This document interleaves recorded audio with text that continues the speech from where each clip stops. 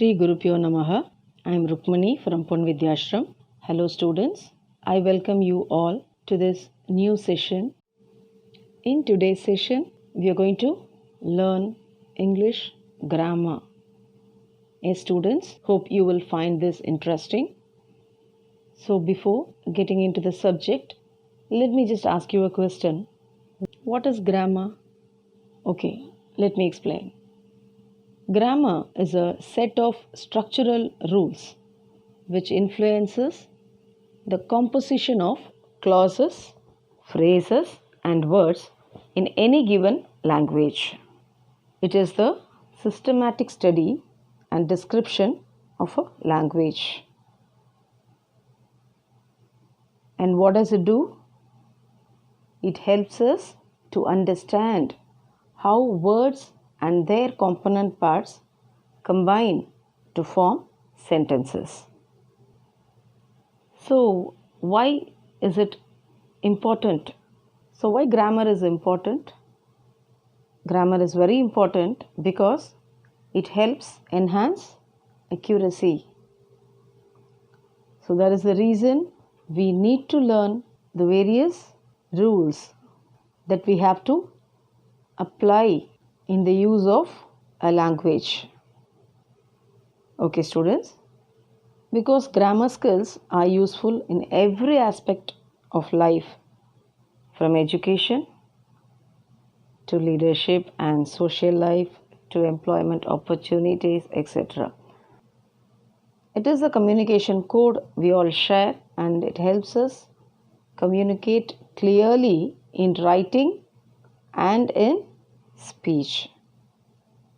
So what does it do actually? It improves understanding, ensures clarity, and reduces confusion. So knowing about grammar, in a way, it helps us to understand what makes sentences and paragraphs clear and interesting and precise. Okay, students? So hope you understood the meaning of grammar and the usage, the importance of using grammar. So today in this session, we are going to discuss what is sentence in English grammar, and we are going to see its types and examples. There are hundreds of grammar rules, but the basics refer to sentence structure and parts of speech. So now we are going to learn about the sentence structure. Sentences need structure. So some of the most basic and important English grammar rules relate directly to sentence structure, and we'll just see the rules now. So these rules specify that a singular subject needs a singular predicate. A sentence needs to express a complete thought. Before this, we'll just know what is a clause and a phrase. So that is also a very important topic that you need to know. So clause, so like any sentence, have a subject and predicate too. So if a group of words does not have a subject and predicate, it's merely a phrase. So there is a difference between a clause and a phrase. Clauses are group of words with a subject and a verb. So here you have two types of clauses. One is independent and the other one is dependent. So the difference is, so independent clause can stand alone because they express complete thoughts, and dependent clauses, they can't stand alone because they don't express complete thoughts. So normally we use different types of sentences for different purposes, and when we categorize sentences based on their purpose, we get 4 types of sentences. So now let's take a closer look at sentences and parts of speech and how they tie into the rules of grammar. So before getting into the English grammar basics, so it is best to have an idea of the components within each rule. So the basic parts of speech are the building blocks of every sentence we write. Now let's know what are the parts of speech. Every single word can be categorized into one of the 8 word groups or the parts of speech. So understanding the parts of speech is the first step towards learning grammar. Okay, what are the parts of speech? There are 8 parts of speech.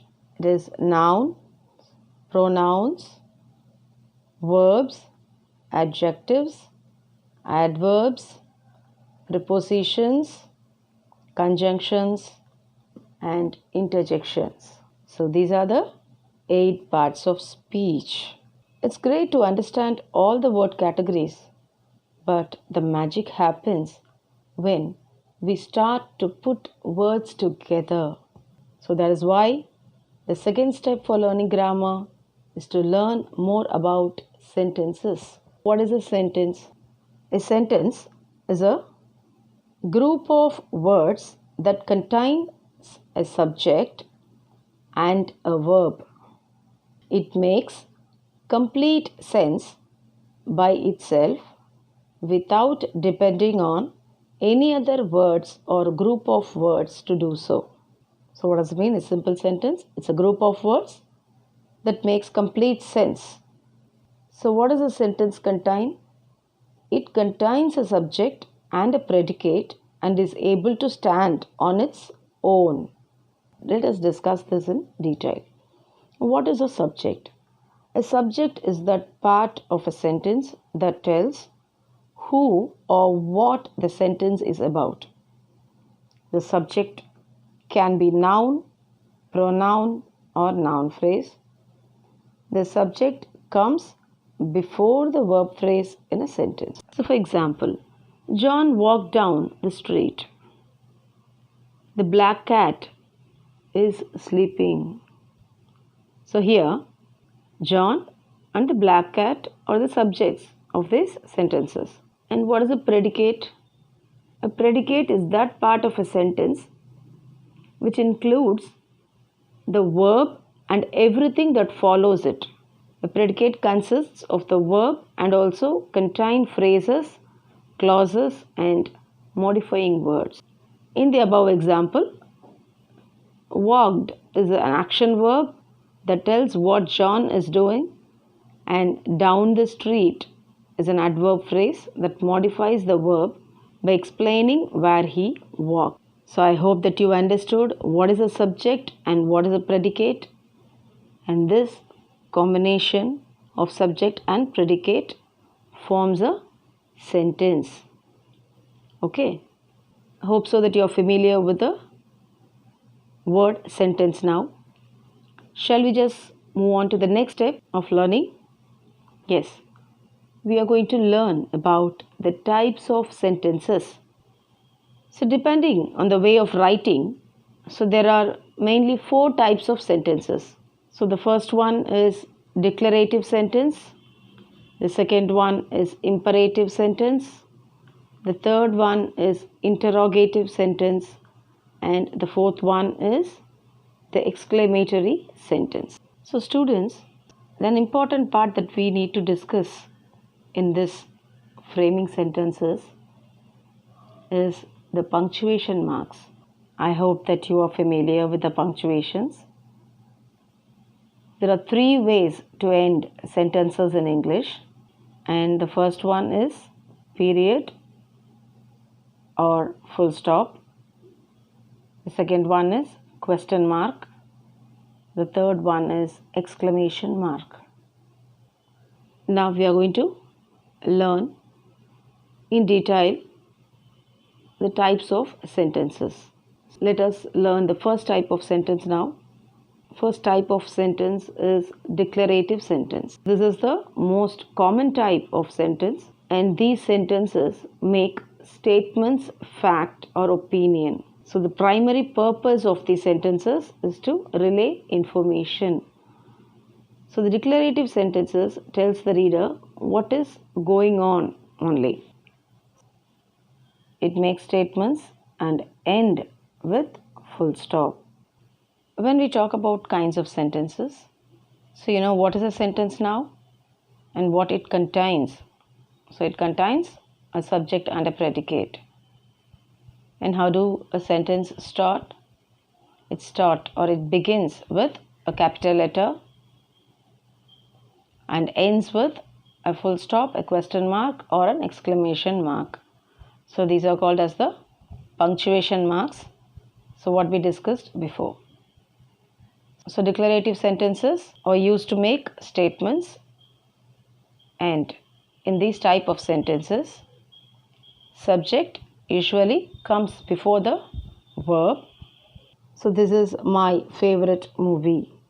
So dinosaurs lived millions of years ago. Now the next. And you have two types. It is affirmative and negative. The next type of sentence is imperative sentence. So imperative sentences do not directly state the fact. Instead, they tell someone to do something. So the subject in this sentence may be missing. These sentences make requests and make commands. The important thing is that imperative sentences end with a period or full stop. So the sentence tells people what to do. So these are also referred to as directive sentences, as the sentence provide direction. For example, keep quiet, clean your room, pass the sugar, shut the front door. So all the case above are giving the direction to be work done. The next type of sentence is interrogative sentences. These type of sentences ask for interrogate questions. These sentences are punctuated by a question mark and are direct questions. Mostly interrogative sentences start with why, who, what, how, where. It is essential to know that the interrogative sentences need a noun and a verb to complete. For example, why does the sun shine? Who is the present governor of India? Where is the gateway of India? So all these types of sentences, so that ends with a question mark where you need to give an answer, are called as question type or interrogative sentences.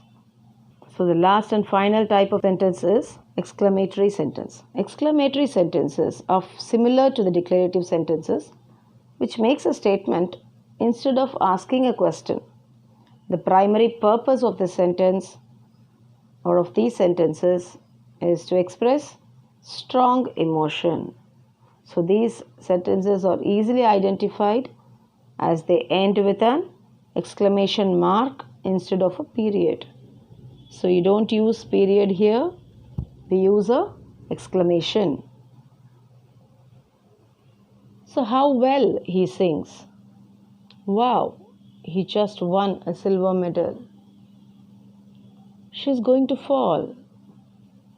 I got movie tickets. So exclamatory words are the words that express strong emotion, anger and pleasure. These sentences are mainly used in emails and texts, and some exclamatory words which show some emotion and anger and loss. So these are the types of sentences that you need to know.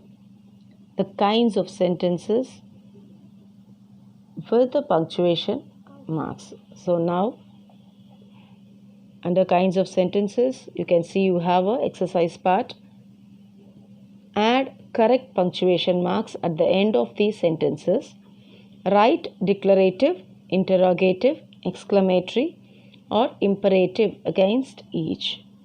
So you can just check this in your grammar book. You have got an exercise. So students, now check your grammar book.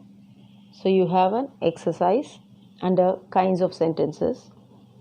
So where sentences are given, you need to mark the punctuation marks and find out what kind of sentence that is.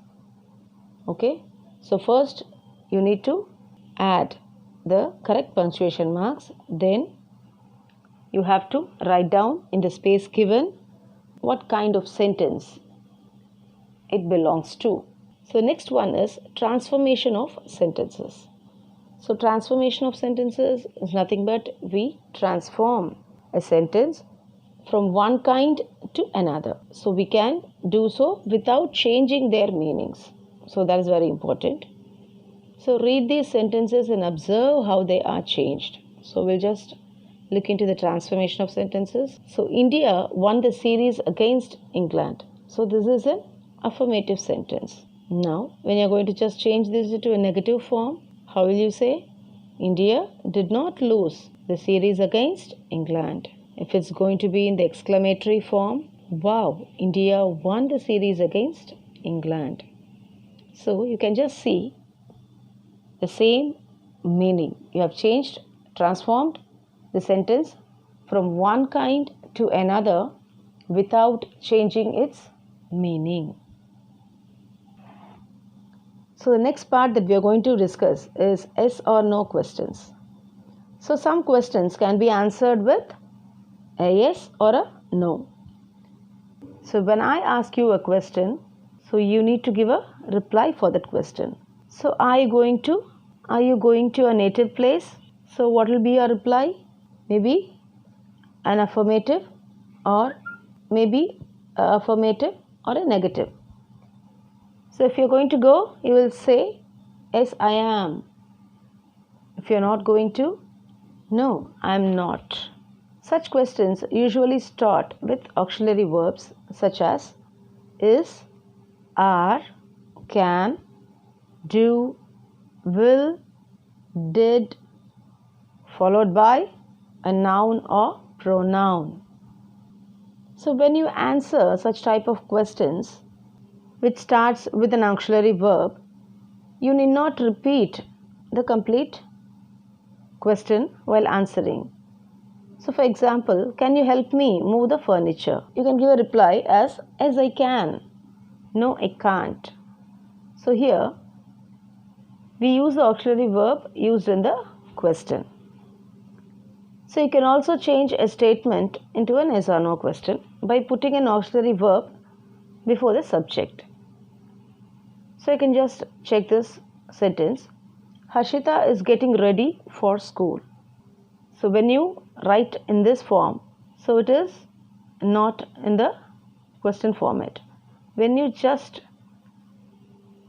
take the auxiliary verb and place it before the noun, it changes into a question type sentence, an interrogative type of sentence. Is Harshita getting ready for school? So immediately you reply for that question. Yes, she is. So in the two sentences above, the auxiliary verb is present in both the answer and question. However, in some sentences, the auxiliary verb may not be present in the answer. You will have to add it when framing the question. So in this sentence, you can see the auxiliary verb, both the answer and question. But in some sentences, so you'll have to add it when framing the question. So yes, I like cycling very much. So this is the answer given. So if you're going to just frame a question for this, how will you write? Do you like cycling? So this is how we frame the sentence. That is the yes or no type questions. Check the exercise given. Make yes or no questions from these statements. So the answers are given here. So you have to frame the question for these sentences. So the next form what we are going to discuss is question tags. So question tags, what do you mean by question tags? So let us just read this sentence. Ratna is a doctor, isn't she? The word isn't she form a phrase called a question tag. So a question tag is used to confirm if something is true or to get reply from the person we are talking to. It usually has the same auxiliary verb and tense as the main sentence and ends with the subject pronoun. So with this, I conclude this session. So we have come to the end of the session. Thank you, students. Thank you for watching. Have a nice day.